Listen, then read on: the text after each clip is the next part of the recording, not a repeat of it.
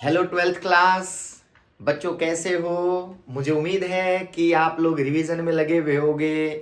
उसी कैटेगरी में आप लोगों के लिए मैं रिवीजन शेड्यूल लेके आया हूं बच्चों।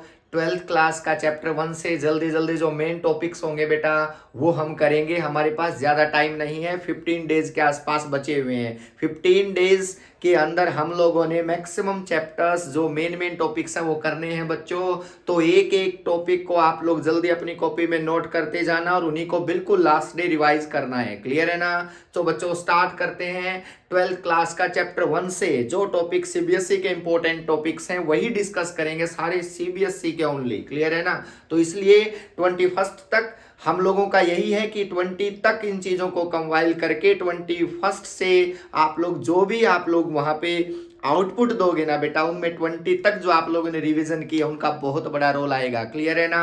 तो इसलिए अपनी कॉपी में हेडिंग डालो। चलो स्टार्ट करते हैं। चैप्टर नाम है इलेक्ट्रिक चार्ज एंड फील्ड बच्चों। इलेक्ट्रिक चार्ज एंड फील्ड से स्टार्ट करते हैं जल्दी से। इलेक्ट्रिक चार्ज एंड फील्ड के अंदर बच्चों जो मेन मेन टॉपिक्स इसमें क्या क्या है आप सबको पता है वैसे तो कि सारी डेरिवेशंस हैं, लेकिन वो कंसेप्चुअल क्वेश्चंस क्या बनते हैं उन्हीं को लेकर के आज मैं चैप्टर 1 के बारे में डिस्कस करूंगा। क्लियर है बच्चों? तो देखो इलेक्ट्रिक चार्ज एंड फील्ड में मेन जो है ना बच्चों, electric field intensity. Electric field intensity के बारे में बच्चों आप लोगों को क्लियर होना चाहिए कि what is electric field intensity. और अगर आप किसी पॉइंट पे इलेक्ट्रिक फील्ड इंटेंसिटी निकालते हो तो उसकी वैल्यू कैसे फाइंड आउट करते हो, समझना बच्चों। इलेक्ट्रिक फील्ड इंटेंसिटी में मेनली क्या है बच्चों, एक Q1 चार्ज, एक टेस्ट चार्ज। ध्यान से सुनना, ये Q1 का इस टेस्ट चार्ज के ऊपर जो इफेक्ट पड़ता है उसको बोलते हैं इलेक्ट्रिक फील्ड इंटेंसिटी बच्चों। ये सोर्स चार्ज होता है, सोर्स चार्ज, और बच्चों इसका नाम टेस्ट चार्ज होता है, क्यू नॉट बोल सकते हो। क्लियर है ना? तो ये सोर्स चार्ज और टेस्ट चार्ज पे इफेक्ट डालेगा उसको इलेक्ट्रोस्टैटिक फोर्स नहीं बोलेंगे बच्चों, क्या बोलेंगे बताओ? Electric field intensity. क्लियर है? तो इलेक्ट्रिक फील्ड इंटेंसिटी का जो बच्चों फॉर्मूला होता है ई का, वो होता है F by q naught, force acting पर यूनिट टेस्ट चार्ज। ये सोर्स चार्ज बच्चों इस टेस्ट चार्ज के ऊपर जो इफेक्ट डालेगा उसको इलेक्ट्रिक फील्ड इंटेंसिटी बोलते हैं। क्लियर है ना? तो देखो एफ बाई क्यू नॉट आपको पता है 1/4 pi e naught q upon q into q naught upon कितना गैप है दोनों के बीच में बच्चों, आर गैप है तो आर का स्केयर, और अपॉन में क्यू नॉट से क्यू नॉट क्या हो जाएगा बच्चों, कैंसिल। तो आपका रिजल्ट आएगा 1/4 पाई नॉट क्यू अपॉन आर का स्केयर। बच्चों इलेक्ट्रिक फील्ड इंटेंसिटी में एक बात समझ लेना, सिर्फ सोर्स चार्ज का नाम आता है, टेस्ट चार्ज का कोई लेना देना नहीं होता बच्चों, क्योंकि ऊपर एक ही चार्ज का मैग्नीट्यूड आएगा, दोनों चार्ज का मैग्नीट्यूड नहीं आएगा, क्योंकि ये टेस्ट चार्ज होता है बच्चों और ये सोर्स होता है। तो ओनली सोर्स का मल्टीप्लीकेशन आता है, टेस्ट का मल्टीप्लीकेशन ऊपर नहीं आता है। क्लियर है ना?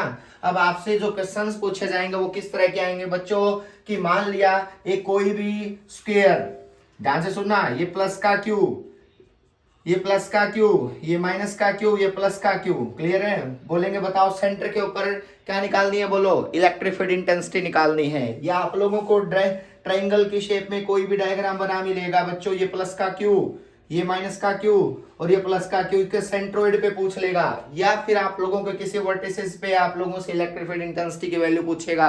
मेन चीज बच्चों numerical wise electric field intensity में यही पार्ट बनता है, numericals based on vector form electric field intensity, vector form of electric field intensity बच्चों, electric field intensity,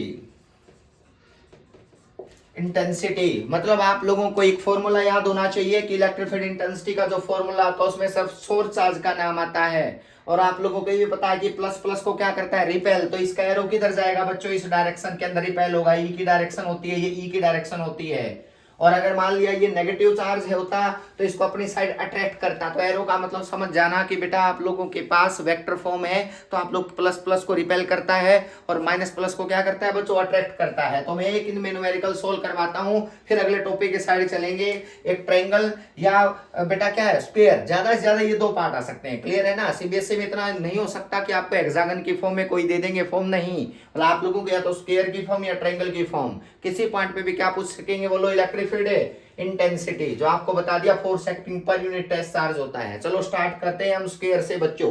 तो देखो मान लिया मेरे पास कोई स्क्वायर है, प्लस का क्यू माइनस का क्यू प्लस का क्यू, आपने पूछा सेंटर के ऊपर magnetic field electric field intensity की वैल्यू कितनी है। तो देखना बच्चों, मान लिया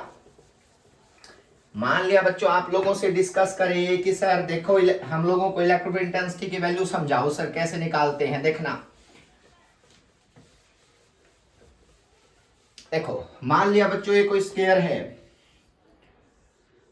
ये प्लस का क्यू माइनस का क्यू प्लस का क्यू सेंटर के ऊपर पूछता है बेटा। तो देखना स्क्वायर है तो साइड इक्वल होंगी सबकी, ए। आपको करना क्या है, मेन पॉइंट सुनो बच्चों, इसके ऊपर टेस्ट चार्ज रखना +1। क्लियर है ना, क्योंकि हम क्यू नॉट क्यों रखें बेटा, जब उसका कोई इलेक्ट्रिक फील्ड इंटेंसिटी में मतलब ही नहीं आता, सिर्फ सोर्स का ही आता है, तो आप यहाँ +1 रखना। आप देखो ये प्लस ध्यान से सुना, ये प्लस, इसका इसके ऊपर इफेक्ट, इसका इसके ऊपर इफेक्ट, इसका इसके ऊपर इफेक्ट और इसका इसके ऊपर इफेक्ट, चारों का इफेक्ट नोट करना बच्चों, चारों का इफेक्ट नोट करना सेंटर के ऊपर। तो क्या बनेगा, इस प्लस को ये प्लस क्या करता है बच्चों, रिपेल इस डायरेक्शन में, देखो इस डायरेक्शन में, इसको नाम दो ए, ये बी, ये सी, ये डी। ध्यान से सुनना, ये ए ने इसको रिपेल कर दिया बच्चों इस डायरेक्शन में, तो इलेक्ट्रिक फील्ड इंटेंसिटी किसकी मानी जाएगी, ए की। क्रेडिट दो ए को। क्लियर है ना। अब ये बी है बच्चों, ये बी वाला बी को क्या करेगा, रिपेल, तो इसका मतलब ये भी डायरेक्शन में क्या होगा, रिपल्सन होगा। तो आप इसको भी कनेक्ट कर सकते हो। ये वैल्यू आ गई मेरे पास से, इसको ज्वाइन करो, लो बेटा ए, इसको नाम दो बेटा, ये ई बी है, ई बी, और उसके बाद क्या होगा, ये ई ए था इस डायरेक्शन में, लो ये ई ए, ये प्लस है, ये भी प्लस है, तो इसका मतलब क्या होगा बच्चों बताओ, ये प्लस ये भी प्लस, तो इसका मतलब ये वाला क्या करेगा, इसको इस डायरेक्शन में रिपेल करेगा इस डायरेक्शन में, तो इसका नाम दो ईडी। और ये माइनस है और ये प्लस है, तो आपको पता है ये माइनस वाला इस प्लस को क्या करेगा, अपनी साइड अट्रैक्ट करेगा, तो एक एरो और कनेक्ट कर देना, ये ईसी, लो सब के एरो बना देना। बिल्कुल क्लियर है कि आप लोगों को ये पता है कि माइनस प्लस को अट्रैक्ट करता है, प्लस प्लस को रिपेल करता है। तो मैंने क्या किया बच्चों, +1 यहां रखा, प्लस को प्लस रिपेल करता है, माइनस को प्लस खींचता है। ये डी ने इसको रिपेल किया, ए ने इसको रिपेल किया, ये तो कैंसिल आउट हो गए बच्चों। क्यों कैंसिल आउट हो गए, फॉर्मूला क्या होता है इलेक्ट्रिक फील्ड इंटेंसिटी का, 1/4π0 को मैं के बोल सकता हूं, के क्यू अपॉन मार का स्क्वायर। यहाँ पे के की वैल्यू क्या होती है, 1/4πe0 बच्चों, ये बात समझना, ये होती है वैल्यू। तो देखो अगर मान ले ये चार्ज और ये चार्ज का मैग्नीट्यूड तो बराबर है ना, और ये डिस्टेंस भी इक्वल है, यहाँ से यहाँ तक की और यहाँ से यहाँ तक की, तो आर भी इक्वल है बच्चों, और वह चार्ज की वैल्यू स्ट्रेंथ भी सेम है। तो इसका मतलब हम क्या कर सकते हैं, इक्वल एंड अपोजिट है, तो इसका मतलब ई ए इक्वल एंड अपोजिट है ईडी के साथ, तो इस डायरेक्शन को आप बैलेंस्ड कर सकते हो। बैलेंस्ड बेटा, बैलेंस्ड, क्लियर है ना, मतलब इस डायरेक्शन में बैलेंसिंग, इस डायरेक्शन में देखो दो एरो एक साथ हैं, और आपको पता है दो एरो एक साथ है तो आपस में क्या हो सकते हैं, ऐड हो जाएंगे ना। तो वेक्टर फॉर्म क्या आएगी बोलो, अलोंग दिस साइड। तो नेट वैल्यू कितनी आएगी, इलेक्ट्रिक फील्ड इंटेंसिटी की net value, electric field intensity की नेट वैल्यू कैसे निकालते हैं, नेट वैल्यू या रिजल्टेंट वैल्यू बच्चों, E R is equal to A square plus B square plus 2ab cos 0 degree ना। क्लियर है, cos 0 कितना होता है 1, तो आप इनको डायरेक्ट ऐड कर सकते हो, सेम चीज वही आएगी बेटा, EC प्लस EB। याद रखना, मतलब आप लोगों को सेम डायरेक्शन के एरो को प्लस कर दो, अपोजिट वाले को माइनस कर दो, और परपेंडिकुलर वालों को ए स्क्वायर प्लस बी स्क्वायर का स्क्वायर रूट कर दो। क्लियर है ना। तो आपको ये रिजल्टेंट वैल्यू पता है, दोनों को ऐड करने के बाद EC EB की वैल्यू कितनी पुट करोगे, EC इज इक्वल टू के क्यू अपॉन, क्यू का ना मैग्नीट्यूड लेते हैं, माइनस साइन नहीं आता बच्चों, इलेक्ट्रिक फील्ड इंटेंसिटी ऊपर किसका साइन आता है, मैग्नीट्यूड का। तो इसका मतलब के क्यूब अपॉन में कितना स्क्वायर, ये पूरी √2 है ना, √2a 2 का आधा, तो कितना बनेगा √2a का भी बाई 2, यही बनेगा ना, पूरा तो √2a है, तो यहां से यहां तक की डिस्टेंस कितनी होगी √2a बाई 2, तो ऊपर चला जाएगा तो क्या बनेगा 2k बाई इसका होल स्क्वायर है ना, तो ऊपर क्या जाएगा बोलो 4 अपॉन 2a का स्क्वायर, तो 2 पर मल्टीप्लाई होगा तो क्या होगा 2k बाई में a का स्क्वायर, कर सकते हो ना, √2a बाई 2 हो जाएगा, तो उसके बाद 2, ये 4 ऊपर चला गया तो 4, ये 2 रूट कट जाएगा तो ये आगे बेटा। और इसी EB की वैल्यू भी क्या होगी सेम, क्योंकि गैप भी सेम है, तो EB बेटा 2k बाई में क्या होगा a का स्क्वायर, दोनों एक डायरेक्शन में, तो रिजल्टेंट वैल्यू कितनी होगी, इक्वेशन 1 इक्वेशन 2 इक्वेशन 3 में रिप्लेस कर दो, तो बताओ रिजल्टेंट की वैल्यू कितनी आ गई बच्चों, 2k अपॉन में a का स्क्वायर का डबल, तो आपका आएगा 4k बाई में किसका स्क्वायर है बच्चों, a का स्क्वायर। बिल्कुल सिंपल सी बात है कि आप लोग आराम से फॉर्मूला सोल्व कर सकते हो। नेट इलेक्ट्रिक फील्ड इंटेंसिटी किसी पॉइंट पे अगर आप लोगों ने निकालनी है, सेंटर है तो मैंने सेंटर लिया बेटा, किसी पॉइंट पे पूछ सकता था, लेकिन मतलब वही रहता कि आप लोगों को ये देखना है कि कितने चार्जेस हैं, कौन रिपेल करेगा कौन अट्रैक्ट करेगा, उनके अकॉर्डिंग आप नेट वैल्यू निकाल सकते हो। मुझे उम्मीद है कि आप लोगों ने ये चीज सोल्व कर ली। सेम ट्रायंगल का भी है बच्चों। ट्रायंगल का क्या है, मान लिया बच्चों कोई ट्रायंगल है, मैं वैसे हिंट दे रहा हूं, आप करना आराम से। ये यहाँ पे +1 रख दो, मान लिया बच्चों यहाँ माइनस का क्यू, ये प्लस का क्यू, ये माइनस का क्यू। सेंट्रोइड पे पूछता है ना, सेंट्रोइड पे ए बी सी, करना क्या है, ये माइनस क्या करेगा, इसको अट्रैक्ट, तो मतलब आप लोग क्या करोगे, इस एरो को इस डायरेक्शन में अट्रैक्ट, हो गया ना। ये माइनस है तो ये भी क्या करेगा, इसको अट्रैक्ट, और ये प्लस है तो प्लस को प्लस क्या करेगा, रिपेल। तो क्या करना है आप लोगों को, नाम नेमिंग करनी है, ये ईसी, ये ईबी, ये ईबी बेटा, और ये क्या है ईए, क्रेडिट दो इन एरो को, ये ईए लो। आप लोगों को करना क्या है, 3 एरो हो गया ना, तीनों को सोल्व करना है। तो सबसे पहले इन 2 को सोल्व करो, या पहले इन 2 को सोल्व करो, या पहले इन 2 को सोल्व करो, आपकी मर्जी है, क्योंकि वेक्टर फॉर्म 2 के लिए एप्लीकेबल है, तीसरे के लिए नहीं है ना। तो पहले 2 को सोल्व करते हैं बेटा। मान लिया पहले इसको सोल्व करोगे, ईसी को, साइड क्या होती है इक्विलेटरल ट्रायंगल की, ए, क्लियर है ना, ए, तो आप आराम से बता सकते हो कि भाई इनके बीच की डिस्टेंस कितनी है, ये डिस्टेंस कितनी है और ये डिस्टेंस कितनी है, तीनों तो बराबर है ना, सेंट्रोइड से तो डिस्टेंस बराबर होती है। तो इसका मतलब बच्चों सी से लेकर के यहां तक को भी आर मान लो, यहां को भी आर मान लो और इसको भी आर मान लो, क्योंकि लास्ट में आर ही तो निकालना है, बस हमारा काम बन जाएगा। देखो ये आर, देखो एरो, ये एरो रहा, ये एरो रहा, ये एरो रहा, आप तीनों एरो को ध्यान से देखना, ये रिजल्टेंट, ये एरो, ये एरो और ये एरो बेटा, इन तीनों को तो सोल्व करना है। और सोल्व करने के बाद क्या आएगा बोलो, नेट वैल्यू आ जाएगी। जैसे इसकी आई थी बेटा किसी एक डायरेक्शन के अंदर, इसकी नेट वैल्यू की डायरेक्शन ये आई थी ना, तो इसकी भी नेट वैल्यू की कोई डायरेक्शन आएगी। तो आप पहले फॉर्मूले में पुट करोगे तो क्या होगा बच्चों, पहले ईसी निकालोगे, के क्यू बाई में कितना स्क्वायर बोलो, आर का स्क्वायर, ये डायरेक्शन, उसके बाद ई ए, के क्यू बाई में आर का स्क्वायर, फिर क्या होगा ईबी भी क्या होगा बोलो, के क्यू बाई में आर का स्क्वायर, ये आर बस नॉन है, अभी निकाल देना, क्लियर है ना। तो पहले देखो इन दोनों को सोल्व करोगे, जब इन दोनों को सोल्व करोगे तो आपको बताइए 120 डिग्री एंगल है, ये भी 120 है और ये भी 120 है, तभी तो 360 बनेगा। तो इसका मतलब आपको पहले इन 2 वेक्टर को सोल्व करोगे तो रिजल्टेंट का फॉर्मूला लगाना पड़ेगा, a square plus b square plus 2ab cos 120। इन 2 को सोल्व कर लोगे ना, उसके बाद उन दोनों का रिजल्टेंट कहां से आएगा, उन दोनों के बीच से, फिर उसके बाद डायरेक्ट तीसरे को क्या करोगे, उसके अंदर ऐड करोगे। जैसे मैं आप लोगों को करके दिखाता हूं बच्चों, लो ये चीज मैं कर रहा हूं भाई, स्क्वायर वाली, आप आराम से नोट कर लेना कि किस तरह से आप रिजल्टेंट इलेक्ट्रिक फील्ड इंटेंसिटी किसी पॉइंट पे निकाल सकते हो, कहीं भी अगर एग्जाम में आया तो, क्योंकि ये मेन है बच्चों, बिल्कुल क्लियर है ना। तो देखो पहले रिजल्टेंट निकालो इन 2 के नाम का, ईए और ईसी के नाम का रिजल्टेंट निकालो। ये ऐसे बन गया, एक ऐसे है एक ऐसे है, के बीच में, इनके बीच में कितना डिग्री एंगल है 120, ईए ईसी और ये क्या है बोलो ईबी, एग्री कर रहे हो ना।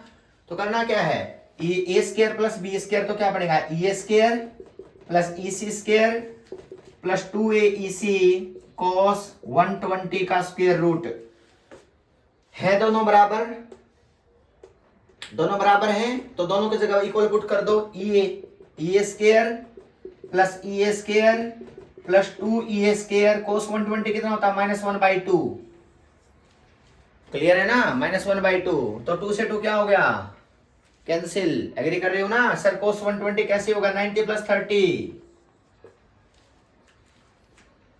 क्लियर है ना, cos 90 + 30 कितना होता है, साइन माइनस साइन, तो माइनस के माइनस साइन 30 तो क्या होगा, -1/2, 2 से 2 कैंसिल, तो ये स्क्वायर से स्क्वायर कैंसिल, तो क्या होगा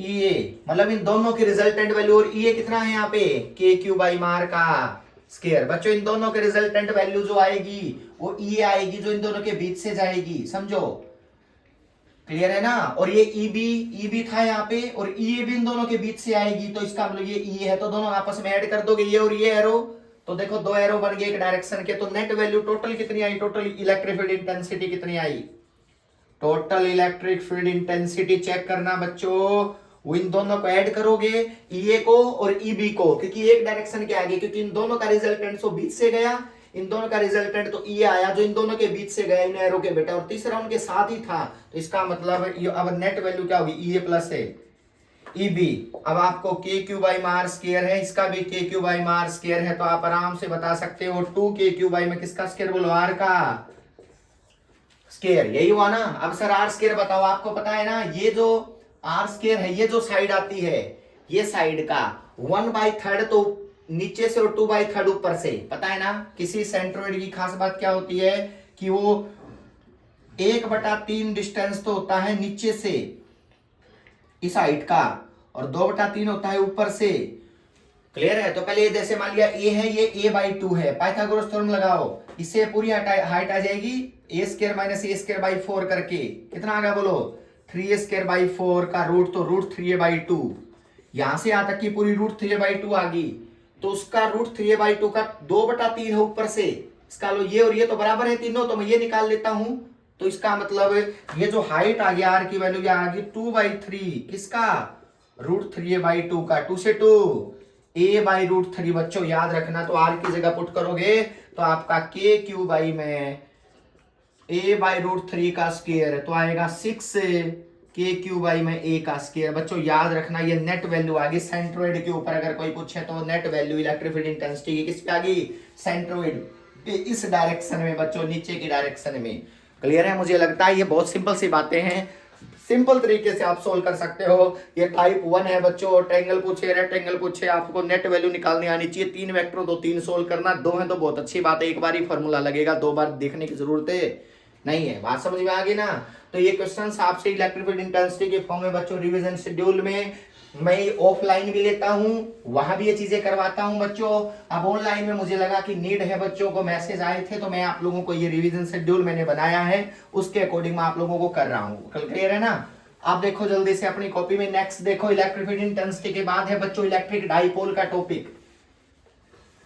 कई बच्चे मेरे से मैसेज में पूछेंगे सर एक्सियल इक्वेटोरियल है क्या, बिल्कुल बेटा एक्सियल इक्वेटोरियल तो इंपॉर्टेंट टॉपिक है ही, उनके अंदर से कोई ना कोई न्यूमेरिकल या डेरिवेशन, ठीक है ना, आप लोगों ने पढ़ रखे होंगे, मेन है सर एक्सियल इक्वेटोरियल, तो ऐसा होता है जो बिल्कुल बच्चा स्टार्टिंग से याद रखना शुरू करता है, क्लियर है। मुझे वो करवाने में कोई इंटरेस्ट नहीं है रिवीजन शेड्यूल में, बस मैं आप लोगों को क्या करवा रहा हूं, जो आपको न्यूमेरिकल वाइज कंसेप्चुअल वाइज चीजें पूछी जाएंगी, और आपको पता सीबीएसई में फिजिक्स का पेपर कंसेप्चुअल ज्यादा होता है रेदर देन डेरिवेशन पार्ट की बजाय, क्लियर है। तो इसलिए उन्हीं चीजों के बारे में मेन फोकस करेंगे। तो देखो इलेक्ट्रिक डाइपोल बच्चों, इलेक्ट्रिक डाइपोल आपको पता है एक माइनस एक plus, equal and opposite charge, minus plus नहीं बेटा, इक्वल एंड अपोजिट चार्ज बोल सकते हो, किसी फिक्स गैप के ऊपर रखे गए हो तो उसको बोलते हैं इलेक्ट्रिक डाइपोल होता है, उसको पी से डिनोट करते हैं, वो होता है जो चार्ज इन दोनों में से कोई एक का मैग्नीट्यूड, उनके बीच का सेपरेशन, क्लियर है ना, ये इलेक्ट्रिक डाइपोल मोमेंट होता है, इलेक्ट्रिक डाइपोल मोमेंट, क्लियर है ना। तो ये आपको पता है इसकी डायरेक्शन क्या होती है, नेगेटिव टू पॉजिटिव, याद रखना बच्चों, नेगेटिव टू पॉजिटिव इसकी डायरेक्शन होती है इलेक्ट्रिक डाइपोल मोमेंट की, ठीक है ना। वैल्यू होती है q इंटू 2a, उनके बीच का सेपरेशन और उसके गैप से क्या कर दो बोलो, उनके एक चार्ज का मैग्नीट्यूड दोनों में से कोई, और उनके सेपरेशन से मल्टीप्लाई करने के बाद you can find the value of electric dipole moment, agree करते हो ना। अब इसमें क्वेश्चंस क्या पूछे जाते हैं बच्चों, सिंपल सी बातें हैं, मान लिया बच्चों माइनस का क्यू है, प्लस का क्यू है, ठीक है, इसके ऊपर मैं अगर मान लिया कोई फील्ड अप्लाई करता हूं, इलेक्ट्रिक फील्ड, क्लियर है ना, मान लिया इसके ऊपर इलेक्ट्रिक फील्ड अप्लाई करता हूं, ठीक है, ये डाइपोल है जिसकी डायरेक्शन क्या था, नेगेटिव टू पॉजिटिव है बच्चों, तो क्या होगा इस डाइपोल के साथ, मेन चीज यही है, what happen with the dipole, conceptual बता रहा हूं मैं, what happen to the electric dipole. अगर बच्चों याद रखना ये यूनिफॉर्म फील्ड है, पहला case, if field is uniform, if field is uniform, clear है, अगर फील्ड अगर यूनिफॉर्म है बच्चों तो क्या होगा, ध्यान से सुनना, ये जो प्लस है और ये जो माइनस है, ये प्लस है, ये क्या है बच्चों माइनस है, तो आपको पता है जो जो ये प्लस वाला है ये इस डायरेक्शन में जाएगा फील्ड के साथ, और ये माइनस वाला फील्ड के अपोजिट जाता है, आपको पता है फील्ड अट्रैक्ट करता है उसको, देखो ध्यान से देखना, ये ऊपर जाएगा प्लस वाला, माइनस वाला नीचे आएगा, इसका मतलब ये जो डाइपोल है ये पलटी लगाएगा, बिल्कुल सही बात है, पलटी को बोलते हैं टॉर्क, क्या बोलते हैं उसको, टॉर्क। तो अगर यूनिफॉर्म फील्ड है बेटा, then torque acting on the dipole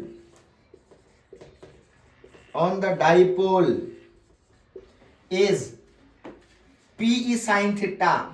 याद रखना बच्चों, PE sin थीटा। और यहाँ पे थीटा कितने डिग्री है डाइपोल के बीच में और E के बीच में? 90।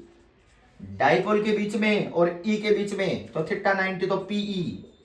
ओनली टॉर्क लगेगा बच्चों, यूनिफॉर्म फील्ड में ओनली टॉर्क लगेगा। मतलब ऐसा डाइपोल है, ये डाइपोल है, ऐसे ऐसे सब पलटेगा ओनली, ये पार्ट नीचे ये ऊपर, ऐसे ऐसे। इसका मतलब डाइपोल कैन रोटेट ओनली। तो इसका मतलब टॉर्क, नेट टॉर्क कितना होगा?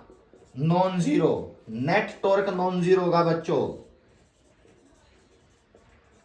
Non zero. क्लियर है ना? लेकिन नेट फोर्स जीरो होगा। क्यों? क्योंकि यहाँ पे इधर फोर्स कितना लगा? माइनस का क्यू, ऊपर कितना लगा? प्लस का क्यू। दोनों का आपस में ऐड करके देखना, जीरो आएगा। लेकिन इसका लो नेट फोर्स कितना होगा बच्चों? जीरो। याद रखना, अगर फील्ड यूनिफॉर्म है तो नेट फोर्स इज जीरो। अगर फील्ड यूनिफॉर्म है ना बच्चों, याद रखना, टॉर्क लगेगा लेकिन फोर्स नहीं लगेगा। अगर नॉन यूनिफॉर्म फील्ड है बच्चों तो टॉर्क और फोर्स दोनों लगेंगे। याद रखना बेटा, अगर नॉन यूनिफॉर्म फील्ड है तो दोनों लगेंगे। अगर ये फील्ड ऐसे होता ना कि यहाँ पे लाइन इस तरह से जाती,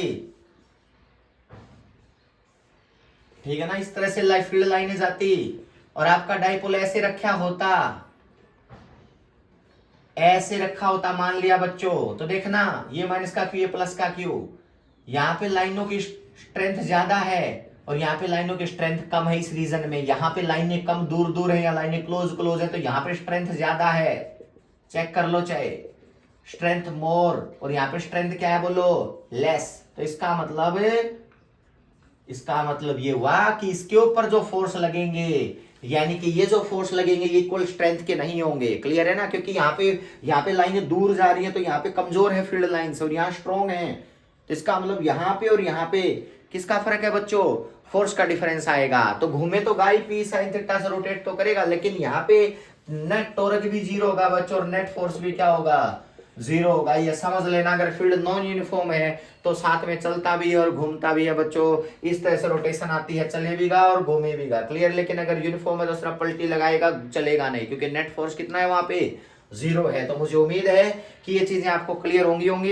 इलेक्ट्रिक डाइपोल को रख दिया जाए फील्ड के अंदर तो यूनिफॉर्म फील्ड के अंदर कैसा डाइपोल पे बिहेवियर आता है, नॉन यूनिफॉर्म पे कैसा आता है। फॉर्मूला याद रखना, पी का कौन सा थीटा बच्चों?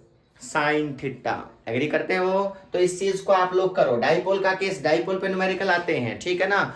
और तो एक लेक्चर और आप लोगों को मिल जाएगा अभी, ठीक है ना? जल्दी से ये आप लोगों के एक छोटा सा शॉर्ट जो आप लोगों को फिलहाल याद रखना है। अगला इलेक्ट्रिक डाइपोल के बाद में गोस थ्योरम पे किस तरह से क्वेश्चंस आएंगे वो डिस्कस करेंगे। क्लियर है ना? टेक केयर बच्चों, रिवाइज करते रहो। मेन टॉपिक है और 21 तक आप लोगों के पास ऑप्शन है और 21 को तो एग्जाम ही है। क्लियर है ना? तो इसलिए आप लोग जितनी हेल्प ले सकते हो चीजों को लो।